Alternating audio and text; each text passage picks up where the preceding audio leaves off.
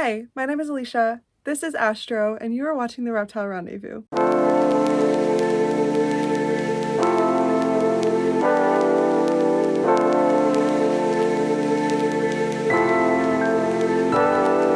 Are you new to keeping reptiles, or you've just stumbled across a lot of reptile content and you're interested in possibly keeping one? Well, this is the video for you. Although I don't agree with most of the beginner reptiles, like bearded dragons for example, this video is actually going to go over some reptiles that I truly think are safe or easier for people who are new to keeping these animals. Reptiles can be pretty complicated to understand, especially if you don't have any previous experience, and these species I think will be great to get you that experience that you need to keep those harder to keep species. Quick disclaimer, this video is not a care guide for any of the animals in this list. Lots of research needs to be done before you keep any of these animals, and really this video is just going to be going over a quick glimpse in some of the information in keeping them and why I think that makes them easier, but you should definitely do tons more research before you even consider getting an animal. So the first animal on this list I think is pretty easy to predict, and that is crested geckos. So this guy right here. This is Astro, my baby crested gecko. Well, I guess he's not that much of a baby anymore, but he's younger than my other one, and he is the spotlight for this section of this video. Thought to be extinct until 1994 when they were found on the islands of New Caledonia, and now in today's day and age actually have a very thriving population in the wild and especially in captivity. If you've been to any reptile expo, I know for a fact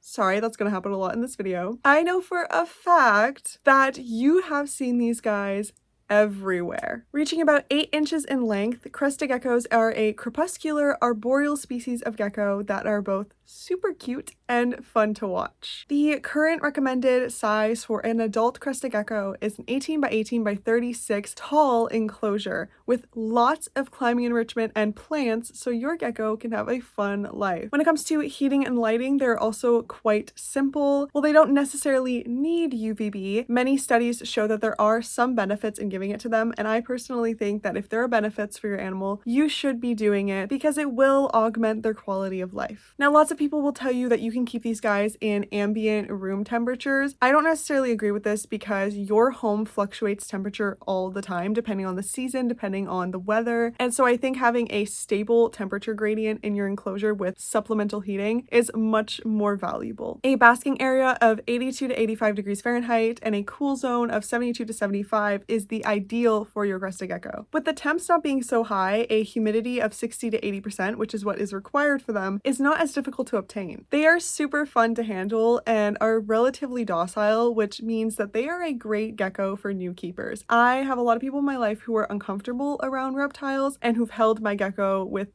issue. Now, the next animal on this list I actually talked about in last week's video, but they deserve a spot on this list nonetheless, and that is a corn snake. Corn snakes reach between 2 and 6 feet and are a semi-arboreal snake. There are tons of morphs that you can choose from, so pretty much any color or pattern you can think of, you probably can find in a corn snake, which I think is definitely very appealing to new keepers. Just like crested geckos, they are crepuscular, meaning they are most active at dawn and dusk. So obviously if you're looking for something that's going to be more active during the day, that's not necessarily the animal for you, but I think that you can get behind that with how cool corn snakes are. Corn snakes require an enclosure of 4 by 2 by 2 feet, but would most likely prefer something larger, especially for individuals that reach that 6 feet. Now, their lighting and their heating requirements are really what set them apart from the other beginner snakes like ball pythons, and what I think makes them more suited for that title. Just like crested geckos, UVB is not necessary, but I highly recommend it, and a lot of people in the research community and people who keep animals also recommend it, so you still should be providing it. When it comes to temperatures, they require a basking temperature of 90 degrees Fahrenheit and a cool zone of 75 to 80 degrees Fahrenheit. Their humidity needs to range somewhere between 65 and 75%, which is much easier to maintain than something like a ball python who requires high humidity and high temperatures. So I think that makes them a little bit easier than your other beginner snakes, like I said, which is definitely more appealing. They are also relatively hardy and put up with handling much better than some other species, which is super important because I know a lot of people who have their first animals want to handle them a lot, so you want something that's going to not necessarily enjoy it, but tolerate it better than others. Between their easier care and amazing temperament, this is my favorite species of snake to recommend to new keepers. The next species on this list is actually going to be breaking the flow of reptiles, and that is going to be a Pac-Man frog. I know some people are super interested in keeping reptiles, but are a little bit scared to actually go out and keep one, and I think frogs are a good step into that world without it feeling so intimidating. Pac-Man frogs are one of the derpiest looking frogs I've ever seen, and they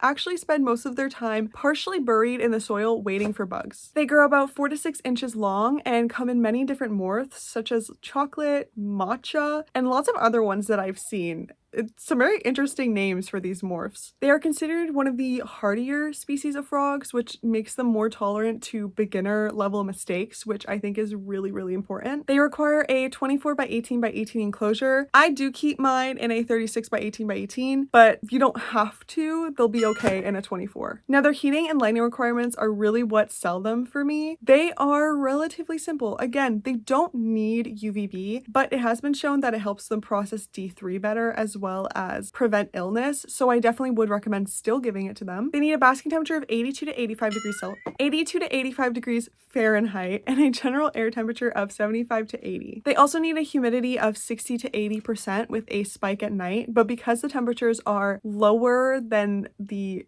hotter species, it's a little bit easier to maintain, and if you have a substrate that holds humidity well, you'll be fine. And I will say, from experience keeping one, they are relatively quiet. I know a lot of other species of frogs can be quite loud with their croaking, but in the time that I've had her, I've only heard her croak about 3 times, and it's 4 separate little croaks, and they're not that loud. So if you're looking for a frog that you can have in your bedroom that won't wake you up, definitely would recommend a Pac-Man frog. I've never been woken up by her. I will say though, for first-time keepers, Pac-Man frogs might not be the choice because they might find them a little bit boring. They basically just sit in the dirt all day, and for me, I don't mind. I think it's super cute and I love just looking at her in her dirt. But for people who want something that's maybe a little bit more fun to look at or entertaining, I would maybe recommend looking into something like a dumpy tree frog instead of a Pac-Man frog, but of course do lots of research before you plan to get this frog because it's different care requirements. I wanted to include some less common species on this list because I didn't want to go through the same 5 species that everyone talks about. So the next species on this list is actually Rosy boas. They reach between 17 and 44 inches in length. They are a terrestrial, nocturnal, non-venomous snake. They're not as common as something like a corn snake, but they are very hardy and tolerate handling pretty well, which is definitely something that you want to look for if you are getting your first reptile.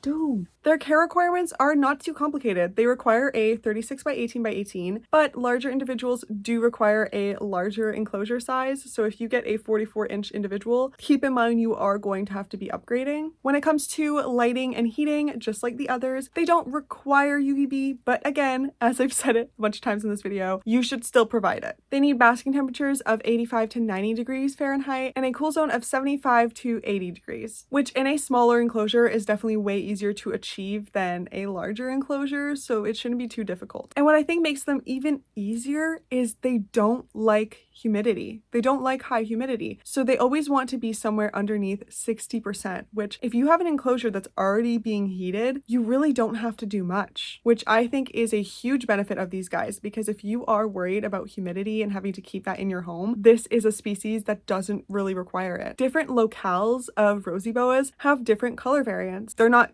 morphs, so there's not a billion different colors, but there's definitely some really, really pretty color combinations. I think they are super cute, and they're actually on my personal wish list for animals I'd love to keep one day. If you can source one, definitely get it if you know what you're doing and you've done your research, because they're so unique and so beautiful, and I would be jealous. Now, the last animal on this list is actually another one that is difficult to source, and maybe the one that I would recommend the least out of these 5 to a beginner, but still is beginner friendly, and that is the Ocellated skink. They are actually the first diurnal species on this list, meaning that they are awake during the day like us humans, and they are a semi-fossorial species of skink that reach between 7 and 9 inches in length. Now, unfortunately, if you are looking for a pet that you can handle a lot, this is not the one for you. These guys don't really enjoy handling, but they are super entertaining and fun to watch and are super curious. So if you want something that you can just look at and you don't feel like taking out a lot, this is the lizard for you. They're also considered quite hardy and can be very forgiving of beginner mistakes, which is definitely beneficial when you're starting out because animals that are more fragile can be more stressful to take care of if you are not